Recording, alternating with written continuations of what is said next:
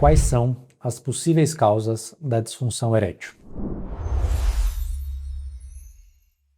Muito prazer, meu nome é Pedro Lessa, eu sou urologista e andrologista em São Paulo e hoje eu resolvi fazer um vídeo para a gente esclarecer quais são as possíveis causas da disfunção erétil, as possíveis causas da impotência sexual. Então, se você se pergunta por que você pode estar falhando, por que você pode não estar tendo a performance que você gostaria na hora de engajar em uma relação sexual, esse vídeo é para tentar esclarecer quais são as possíveis causas disso estar acontecendo.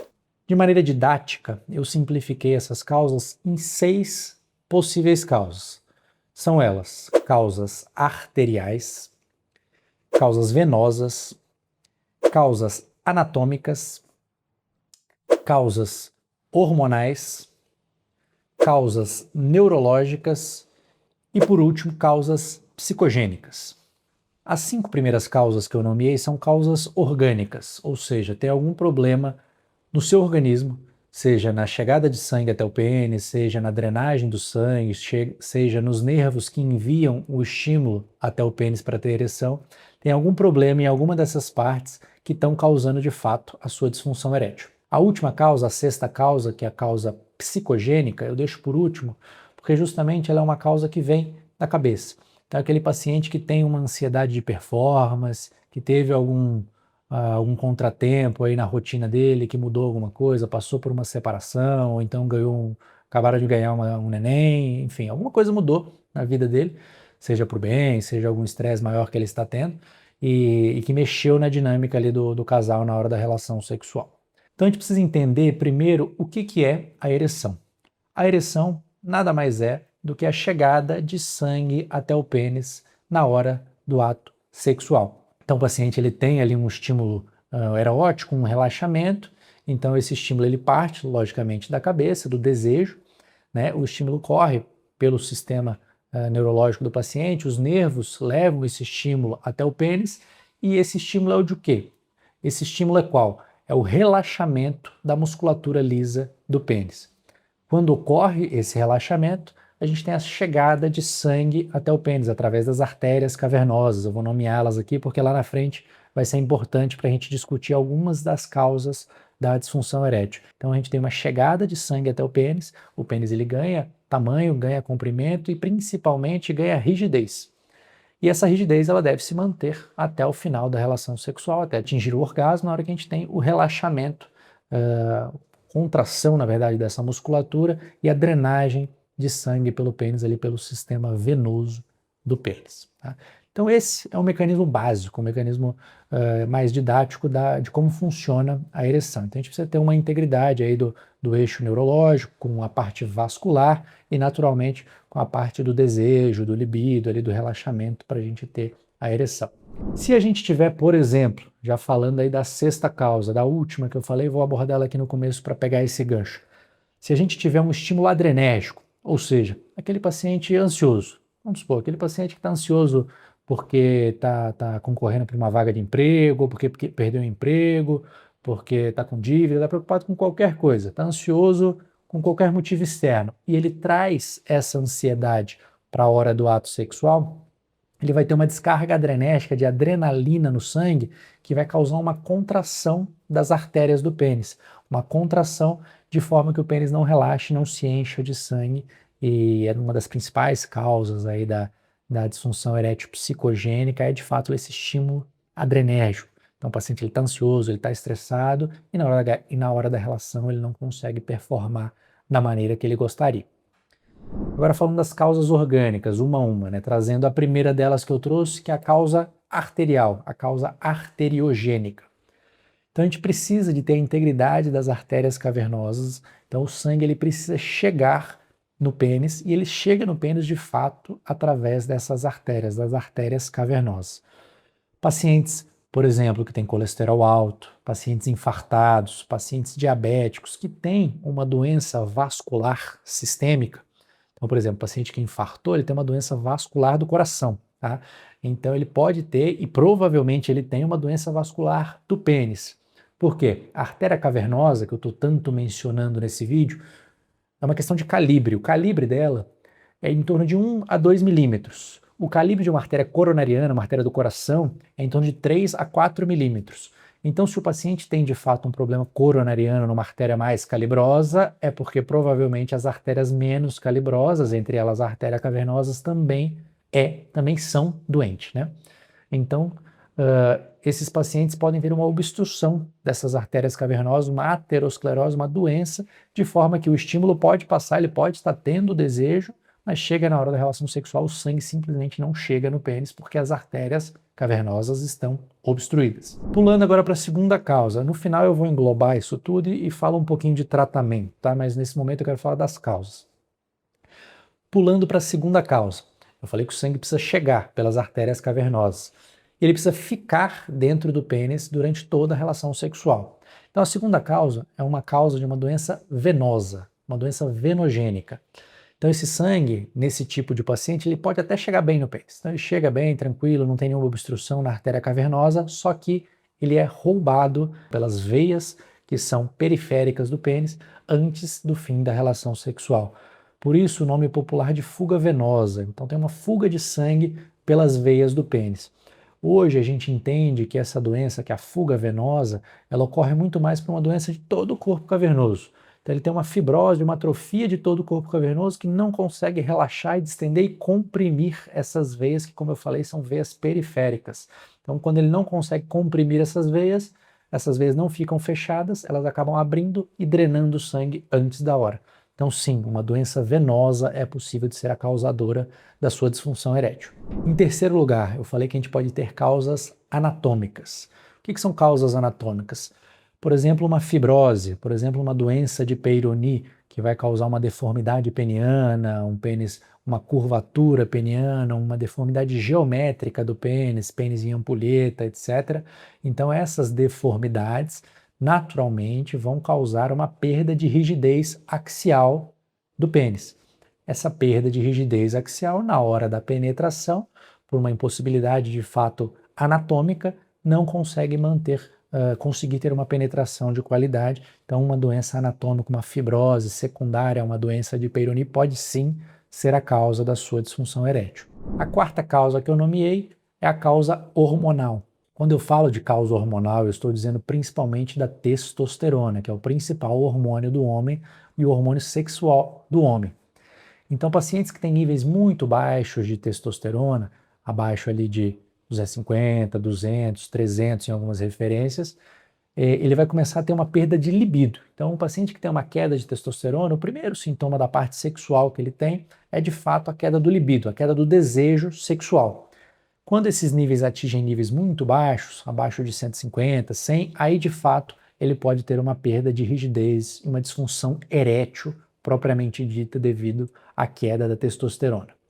Então por isso a gente fala que é sempre importante numa investigação da disfunção erétil sempre dosar a testosterona para a gente avaliar se está ali nos níveis de normalidade. A quinta causa é a causa neurológica. É importante diferenciar a causa neurológica da causa psicogênica que eu falei no começo. Psicogênica é um problema de ansiedade, de performance, de estresse. A neurológica são dos nervos que levam o estímulo até o pênis. Então eu reservo essa causa para principalmente dois grupos de pacientes. Aqueles pacientes que retiraram a próstata por causa de câncer de próstata, tiveram que fazer uma prostatectomia radical, principalmente por conta do câncer de próstata, e quando a gente retira a próstata, a gente acaba levando os nervos responsáveis pela ereção juntos da cirurgia, de fato, para tirar o câncer. Então esse paciente vai ter uma disfunção erétil e quando tem, normalmente a causa é uma causa neurológica. E o outro grupo de pacientes são aqueles pacientes diabéticos graves, que já têm neuropatia diabética. É muito comum pacientes diabéticos terem perda de sensibilidade, dormência, queimação nas extremidades, em mãos e pés. Então eles têm uma neuropatia sistêmica. Essa neuropatia pode causar doença dos nervos da próstata ali, os nervos responsáveis pela ereção. Então esse paciente também não consegue ter uma ereção. Veja, esse paciente ele tem um mecanismo vascular perfeito, a artéria dele funciona muito bem, o pênis não tem nenhuma deformidade, as veias se fecham na hora da ereção, mas por um problema nervoso, problema de nervo, ele não consegue que o estímulo erétil chegue até o pênis. E a última causa, a causa psicogênica que eu abordei no começo, eu deixo ela sempre por último, que é a sexta causa. Por quê? Porque ela sempre vai estar presente. O que eu quero dizer com isso? Um paciente que tem um problema neurológico, que eu acabei de falar, que tirou a próstata, ou então um paciente que tem uma doença arterial, que já é um paciente infartado, ele acaba falhando na hora H, na hora da relação sexual, e isso acaba indo para a cabeça dele. Puxa, falhei uma vez, será que eu vou falhar na segunda? Então, na próxima vez que ele for ter relação sexual, ele vai estar pensando na vez que ele falhou. Então, a parte psicológica já está aí atuando contra, tá? Então, isso a gente acaba tendo uma outra causa junto com a causa psicológica.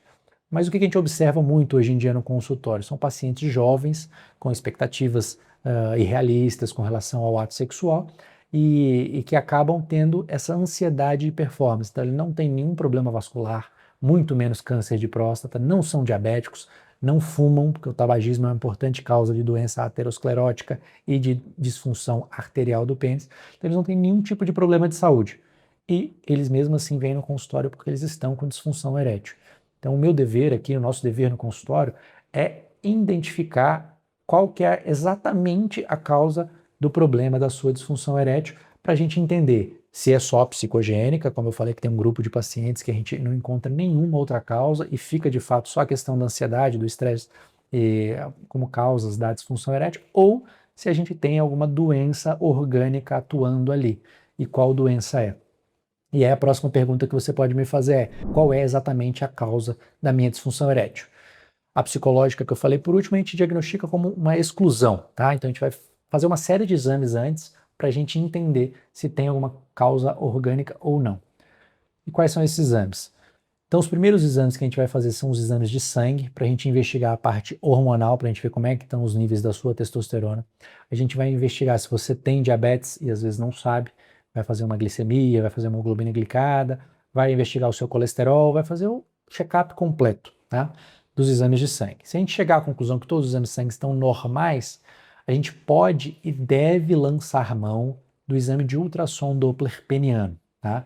Qual que é o exato momento que eu peço esse exame aqui no consultório? E aqui eu vou abrir um parênteses, tá? Então, o paciente que chega no primeiro momento para mim, nunca fez nenhum tratamento, nunca fez nenhum tipo de exame, até esse tipo de paciente é até raro hoje em dia no consultório. Normalmente o paciente que chega no consultório já fez vários tratamentos, já passou em várias clínicas, enfim.